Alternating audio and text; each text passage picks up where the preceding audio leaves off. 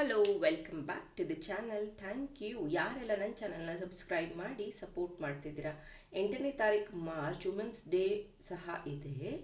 ಜೊತೆಗೆ ಒಂದು ದಿನದ ಮಿಲೇನಿಯರ್ ಮೈಂಡ್ಸೆಟ್ ವರ್ಕ್ಶಾಪ್ನ ಕಂಡಕ್ಟ್ ಮಾಡ್ತಾ ಇದ್ದೀನಿ. ನಿಮ್ಮ ಜೀವನದಲ್ಲಿ ಇರುವಂಥ ಮನಿ ಬ್ಲಾಕೇಜಸ್ನ ಕ್ಲಿಯರ್ ಮಾಡುವಂಥದ್ದು, ಮನಿ ಟೆಕ್ನಿಕ್ಸ್ ಏನು ಅಂತ ನಾನು ಅಲ್ಲಿ ಹೇಳ್ಕೊಡ್ತೀನಿ. ಜೊತೆಗೆ ನಿಮ್ಮ 7 ಚಕ್ರನ ಹೀಲ್ ಮಾಡಿ ಕ್ಲೆನ್ಸ್ ಮಾಡಿ ಕಳಿಸ್ತೀವಿ. ಜೊತೆಗೆ ಸೌಂಡ್ ಹೀಲಿಂಗ್ ಇರುತ್ತೆ, ಲೈವ್ ಕ್ರಿಸ್ಟಲ್ ಸೇಲ್ ಇರುತ್ತೆ. ಯಾವುದಾದ್ರೂ ನೀವು ಅದರಲ್ಲಿ ಅಟೆಂಡ್ ಮಾಡಿ ತಿಳ್ಕೋಬಹುದು, ಕಲಿಬಹುದು. ಲೈಫಲ್ಲಿ ವೆರಿ ಈಸಿ ಮನಿ ಅಟ್ರಾಕ್ಟ್ ಮಾಡುವಂಥದ್ದು. ಇಂಟ್ರೆಸ್ಟ್ ಇರೋವಂಥವ್ರು ಜಾಯ್ನ್ ಆಗಿ ದಾವಣಗೆರೆಯಲ್ಲಿರುತ್ತೆ. ನೆಕ್ಸ್ಟ್ 3ನೇ ತಾರೀಕು ಮಾರ್ಚ್ ಬರ್ತಾ ಇರುವಂತಹ ಬ್ಲಡ್ ಮೂನ್ ತುಂಬಾ ಇಂಪಾರ್ಟೆಂಟ್ ಆದ ದಿನ, ಆಸ್ಪಿಷಿಯಸ್ ಡೇ. ಅವತ್ತಿನ ಮೆಡಿಟೇಷನ್ ಇದೆ. 199 ರೂಪೀಸ್ ಕೊಟ್ಟು ಪೇ ಮಾಡೋರು ಜಾಯ್ನ್ ಆಗ್ಬೋದು. ಇವತ್ತಿನ ಮೆಸೇಜ್ ಲಾರ್ಡ್ ಶಿವ ಮಹಾದೇವನ ಸಂದೇಶ ಆಗಿರುತ್ತೆ. ಯಾರಿಗೆ ಈ ಟಾಪಿಕಲ್ಲಿ ಇಂಟ್ರೆಸ್ಟ್ ಇದೆಯೋ continue watching.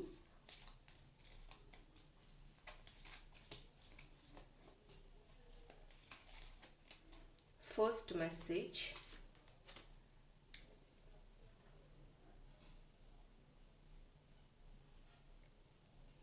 ಪ್ರತ್ಯಂಗರ. Your life will become magical. Maybe ಇದು ಫಸ್ಟ್ ಟೈಮ್ ಬಂದಿದೆ ಅಂತ ಅನಿಸ್ತಾ ಇದೆ ಈ ಕಾರ್ಡು. ಅಧರ್ವನ ಖಾಲಿ ನೋಡ್ಬೋದು ನೀವು.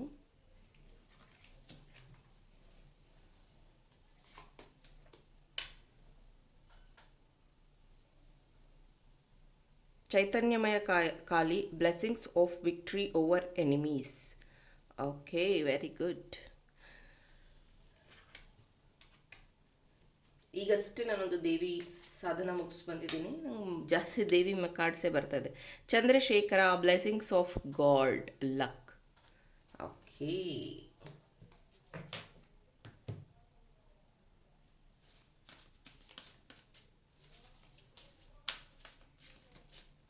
ಶಿವನ ಸಂದೇಶ ಅನ್ನುವಾಗ ಇದೇ ಫಸ್ಟ್ ಟೈಮ್ ಅನಿಸುತ್ತೆ ದೇವಿ ಕಾರ್ಡ್ ಬಂದಿದ್ದು. ವಾವ್, ಹನುಮಾನ್.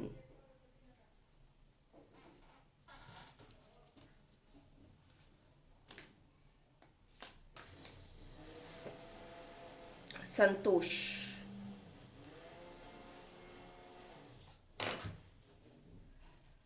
ಏನಿದೆ ಶಿವನ ಸಂದೇಶ? 7 of cups, the word, 4 of swords. So ಮೊದಲಿಗೆ ಶಿವನ ಸಂದೇಶ ಇಲ್ಲಿಗೆ ದೇವಿ ಕಾರ್ಡು ಬಂದಿರೋದಕ್ಕೆ ಈ ಒಂದು ವಿಷಯವನ್ನು ನಾನು ಇವತ್ತು ಶೇರ್ ಮಾಡ್ತಾ ಇದ್ದೀನಿ ನಿಮ್ಮ ಹತ್ರ.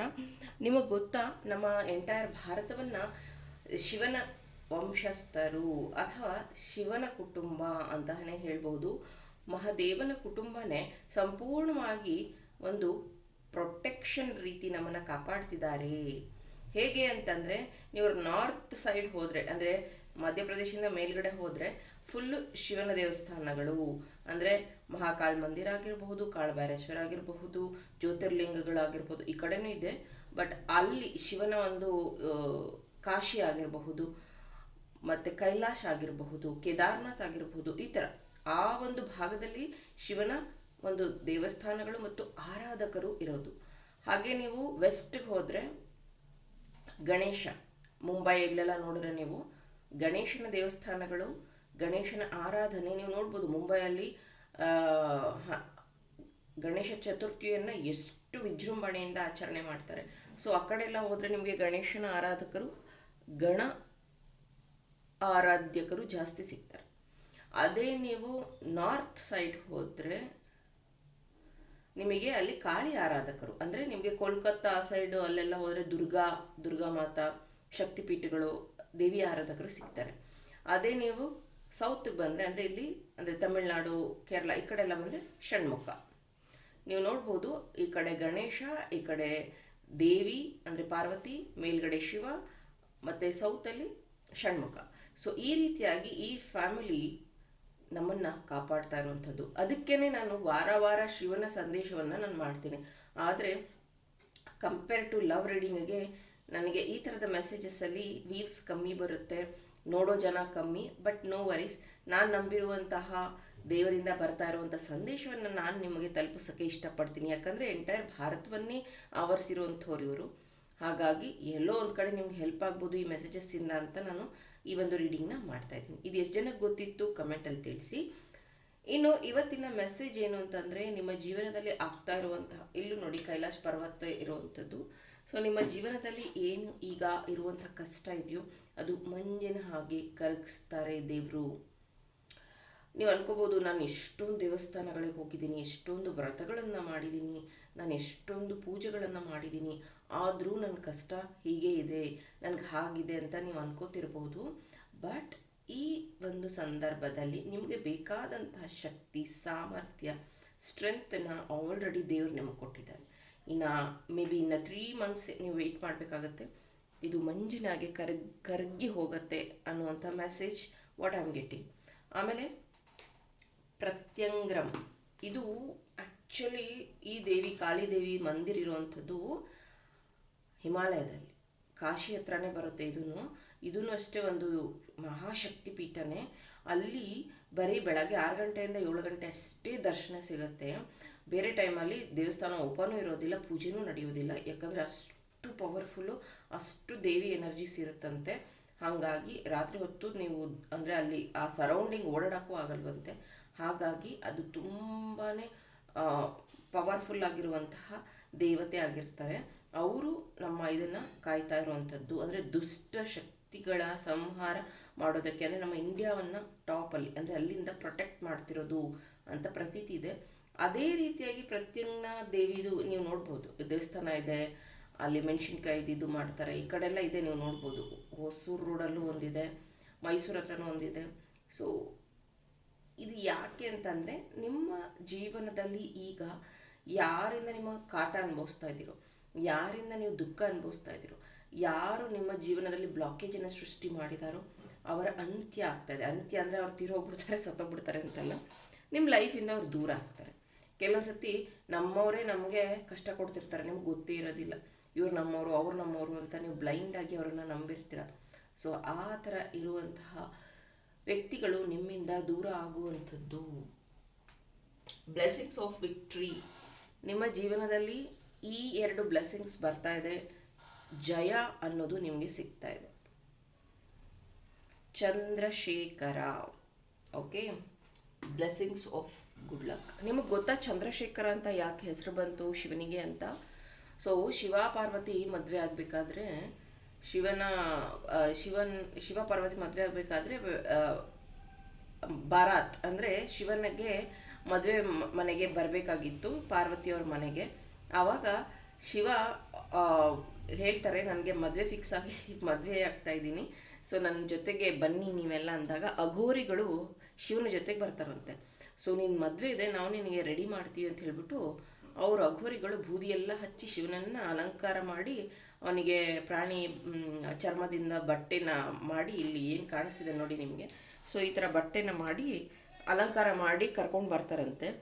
ಆ ಬಾರಾತ್ ಅಂದರೆ ಆ ಒಂದು ಮೆರವಣಿಗೆ ಏನಿತ್ತಲ್ಲ, ಮದುವೆ ಮನೆಗೆ ಬಂದಂತಹ ಗಂಡಿನ ಮನೆಯವ್ರ ಮೆರವಣಿಗೆಯಲ್ಲಿ ರಾಕ್ಷಸರು, ಅಸುರರು ಇದ್ರಂತೆ, ದೇವತೆಗಳು ಇದ್ರಂತೆ. ಅಸುರರು ದೇವತೆಗಳು ಇಬ್ಬರು ಇರೋದನ್ನು ನೋಡಿ ಇನ್ನೇನು ಅವರು ಎಂಟ್ರ್ ಆದ ತಕ್ಷಣ ಪಾರ್ವತಿ ತಾಯಿ ತಲೆ ಸುತ್ತು ಬಿದ್ದುಬಿಟ್ರಂತೆ. ನೋಡಿ, ಅಯ್ಯೋ ನೀನು ಮದುವೆ ಆಗ್ತಿರೋ ಹುಡುಗ ಏನು ಹಿಂಗಿದ್ದಾನೆ, ಇಷ್ಟು ವಿಕಾರವಾಗಿದೆ, ಅವ್ರ ಟೀಮ್ ಏನು ಹಿಂಗಿದೆ ಅಂತ. ಆಮೇಲೆ ಪಾರ್ವತಿ ರಿಕ್ವೆಸ್ಟ್ ಮಾಡ್ಕೋತಾರಂತೆ ಶಿವನಿಗೆ, ನೀನು ಒಂದಿನ ನನಗೋಸ್ಕರ ಚೆನ್ನಾಗಿ ರೆಡಿ ಆಗಬೇಕಾಗತ್ತೆ ಮದುವೆಗೋಸ್ಕರ ಅಂತ. ಸೊ ಆವಾಗ ವಿಷ್ಣು ಬಂದು ಶಿವನನ್ನು ಅಲಂಕಾರ ಮಾಡ್ತಾರಂತೆ. ಅವತ್ತು ಒಂದಿನ ಮಾತ್ರ ಶಿವ ಅಲಂಕಾರ ಮಾಡ್ಕೋತಾನಂತೆ. ಆವಾಗ ಈ ಒಂದು ಅರ್ಧ ಚಂದ್ರ ಇಡುವಂಥದ್ದು, ಈ ಥರ ಜಟೇನ ಈ ಥರ ಕಟ್ಟಿ ಅಲಂಕಾರ ಮಾಡುವಂಥದ್ದು, ಮತ್ತು ಅವತ್ತೊಂದಿನ ಮಾತ್ರ ಚಂದ್ರಚೂಡ ಶಿವಶಂಕರ ಪಾರ್ವತಿ ಅಂತ ನೀವು ಒಂದು ಲೈನ್ ಕೇಳಿರ್ಬೋದು. ಸೊ ಅವತ್ತು ಮಾತ್ರ ಶಿವನ ತುಂಬ ಸುಂದರವಾಗಿ ರೆಡಿ ಮಾಡ್ತಾರಂತೆ ವಿಷ್ಣು ದೇವರು. ಹಾಗಾಗಿ ಚಂದ್ರಶೇಖರ ಅಂತ ಹೆಸರು ಬಂದಿರೋವಂಥದ್ದು. ಸೊ ಅದೇ ರೀತಿ ನಿಮ್ಮ ಜೀವನದಲ್ಲಿ ಈಗ ಎಷ್ಟೊಂದು ಪ್ರಾಬ್ಲಮ್ಸ್ ಇರ್ಬೋದು, ಇಲ್ಲಿಂದ ಹೇಳಿದ್ದೀನಿ ನಾನು ಏನೇನಂತ. ಅದೆಲ್ಲ ಮುಗಿದ ಮೇಲೆ ದೇವರೇ ನಿಮಗೊಂದು ಪಾತ್ನ ಕ್ರಿಯೇಟ್ ಮಾಡ್ತಾ ಇರುವಂಥದ್ದು. ಅಂದರೆ ನಾನು ಇಲ್ಲಿ ಹೇಳಿದೆ, ಯಾರ್ಯಾರು ನಿಮಗೆ ಬೇಡ ಇದ್ದೀರಿ ವ್ಯಕ್ತಿಗಳಿದ್ದಾರೆ, ಸಂದರ್ಭ ಇದೆ, ಅದೆಲ್ಲ ದೂರ ಆದಮೇಲೆ ಆ ಒಂದು ಪಾತ್ನ ನೀವೇನು ಚೂಸ್ ಮಾಡ್ತಿದ್ರಲ್ಲ, ಅದರಲ್ಲಿ ಆರಾಮಾಗಿ ನಿಮ್ಮ ಜೀವನವನ್ನು ನಡೆಸ್ಕೊಂಡು ಹೋಗ್ಬೋದು, ಅಥವಾ ಅದರಲ್ಲಿ ಆರಾಮಾಗಿ ನಿಮಗೆ ಬೇಕಾದ ಆರಾಮು ಅಂತಂದರೆ ರಿಲ್ಯಾಕ್ಸ್ ಅಂತ ಆ ಥರ ಅಲ್ಲ. ಈಗಿರೋಷ್ಟು ತೊಂದರೆಗಳಿರೋದಿಲ್ಲ, ಈಗಿರೋಷ್ಟು ಪ್ರಾಬ್ಲಮ್ ಇರೋಲ್ಲ. ಇಟ್ಸ್ ಅ ಚೇಂಜ್ ಓವರ್ ಅಂತಲೇ ಹೇಳ್ಬೋದು. ನೀವು ಗೆಸ್ಸೇ ಮಾಡೋಕ್ಕಾಗಲ್ಲ, ಆ ರೀತಿಯಾಗಿ ನಿಮ್ಮ ವರ್ಡ್ ಬದಲಾಗ್ತಾ ಇದೆ. ನೀವು ನೋಡ್ಬೋದು, ಈಗೇನೋ ಈ ಥರ ಹೇಳ್ತಿದಾರಲ್ಲ ನನಗೆ ದುಡ್ಡು ಬಂದ್ಬಿಡುತ್ತಾ, ಈ ಥರ ಹೇಳ್ತಿದಾರಲ್ಲ ನನಗೆ ಮನೆ ಕಟ್ತೀನ, ಈ ಥರ ಹೇಳ್ತಿದಾರಲ್ಲ ನನಗೆ ಜಾಬ್ ಸಿಗುತ್ತಾ, ಈ ಥರ ಹೇಳ್ತಿದ್ದಾರೆ ನಾನು ಬಿಸ್ನೆಸ್ ಶುರು. ನಿಮ್ಮಲ್ಲಿ ಇವಾಗ ಅನ್ನಿಸ್ತಾ ಇರ್ಬೋದು, ಕ್ಯೂರಿಯಾಸಿಟಿ ಅನ್ನಿಸ್ತಾ ಇರ್ಬೋದು. ಬಟ್ ಶಿವ ಹೇಗೆ ಅಂತಂದರೆ, ನೀನೇನು ನಂಬಿದೆಯೋ ಅದೇ ನಿನ್ನ ಸತ್ಯ. ನೀನೇನು ಅಂದರೆ ಪ್ರಪಂಚದಲ್ಲಿ ಎಷ್ಟೋ ವಿಷಯಗಳಿದೆ. ಇವಾಗ ಇದು ಬರೀ ಕಾರ್ಡ್ ರೀಡಿಂಗು ಇದೇನು ಹೇಳ್ಬಿಡ್ತಾರೆ ಅಂತ ಅಂದರೆ ಏನೂ ಇಲ್ಲ. ಇದರೊಳಗಡೆ ದೇವರಿದ್ದಾರೆ ಅಂತ ನಂಬಿದ್ರೆ ಇದ್ದಾರೆ. ಇದೆಲ್ಲ ಮೆಸೇಜ್ ನನಗೆ ಅಂತ ತಗೊಂಡ್ರೆ ಇದೆ. ನಿನ್ನೊಳಗೆ ಶಿವ ಇದ್ದಾರೆ. ನೀನು ನಂಬಿದ್ರೆ ಈ ವರ್ಲ್ಡ್ ಅಂದರೆ ನಿನ್ನೊಳಗಿರುವಂಥ ಪ್ರಪಂಚವನ್ನು ನೀನು ನಂಬಿದ್ರೆ ಈ ಮೆಸೇಜ್ ನಿಮ್ಮವ್ರಿಗೂ ತಲುಪುತ್ತೆ. ಇಲ್ಲ ಇದು ನನಗಲ್ಲ, ಇದೇನೋ ಹೇಳ್ತಾರೆ ಇವರು, ಯಾರೋ ನೋಡ್ತಾರೆ, ಏನೋ ಆಗುತ್ತೆ ಅಂತ ಅಂದ್ಕೊಂಡ್ರೆ ಏನೂ ಆಗೋದಿಲ್ಲ ಲೈಫ್. ನಿಮಗೆ ಗೊತ್ತಾ, ಎಲ್ಲರೊಳಗೂ ನಾನು ಇದನ್ನು ತುಂಬ ಸತಿ ಹೇಳಿದ್ದೀನಿ, ಯು ಆರ್ ದ ಯೂನಿವರ್ಸ್. ನಿಮ್ಮೊಳಗೆ ಒಂದು ಯೂನಿವರ್ಸ್ ಇದೆ. ಸೊ ನಾನು ಕಂಡಂತಹ ಇವಾಗ ಮಹಾಭಾರತ ರಾಮಾಯಣವನ್ನು ಎಷ್ಟು ಜನ ಎಷ್ಟು ಥರ ಬರೆದಿದ್ದಾರೆ, ಅವ್ರು ಕಂಡಂಥದ್ದು, ಅವರ ಪಾಯಿಂಟ್ ಆಫ್ ವ್ಯೂ ಅದು. ಅದೇ ರೀತಿ ಈಗ ನಾನು ಒಂದು ವಸ್ತುವನ್ನು ನೋಡಿದ್ರೆ ವರ್ಣಿಸೋ ರೀತಿಗೂ, ನೀವು ಹೇಳೋ ರೀತಿಗೂ, ಅನುಭವಿಸೋ ರೀತಿಗೂ ಬೇರೆ ಬೇರೆ.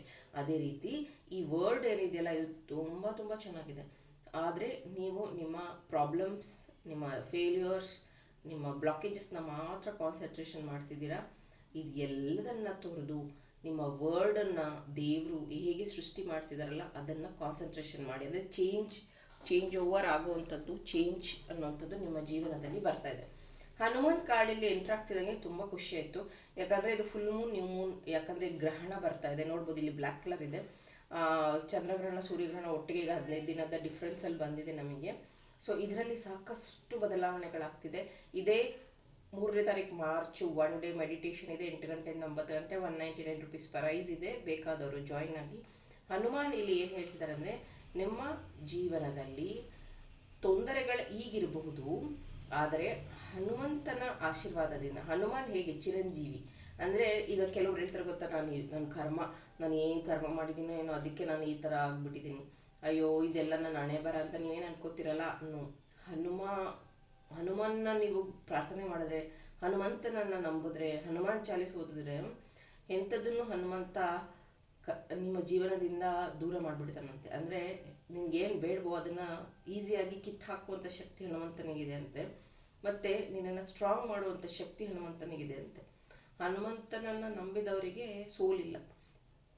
ಸೊ ಇಲ್ಲಿ ಹನುಮಂತನೇ ನಿಮ್ಮ ಈ ಒಂದು ಪ್ರಾಬ್ಲಮ್ನ ಸಾಲ್ವ್ ಮಾಡ್ತಿರುವಂಥದ್ದು, ನಿಮ್ಮ ಜೊತೆಯಾಗಿ ನಿಂತಿರುವಂಥದ್ದಿದೆ. ಹಾಗಾಗಿ ಈ ಒಂದು ಸಂದರ್ಭದಲ್ಲಿ ನೀವು ಏನೇನು ಅನುಭವಿಸ್ತಾ ಇದ್ದೀರಲ್ಲ, ದಟ್ ಈಸ್ ಕ್ಷಣಿಕ. ಬಟ್ ನಿಮ್ಮ ವರ್ಡ್ ಇವಾಗ ಸೃಷ್ಟಿ ಆಗ್ತಿದೆಯಲ್ಲ, ಕಂಪ್ಲೀಟ್ಲಿ ಡಿಫ್ರೆಂಟ್ ಆಗಿರುತ್ತೆ. ಐಡೆಂಟಿಫೈ ಮಾಡಿ. Very all the best.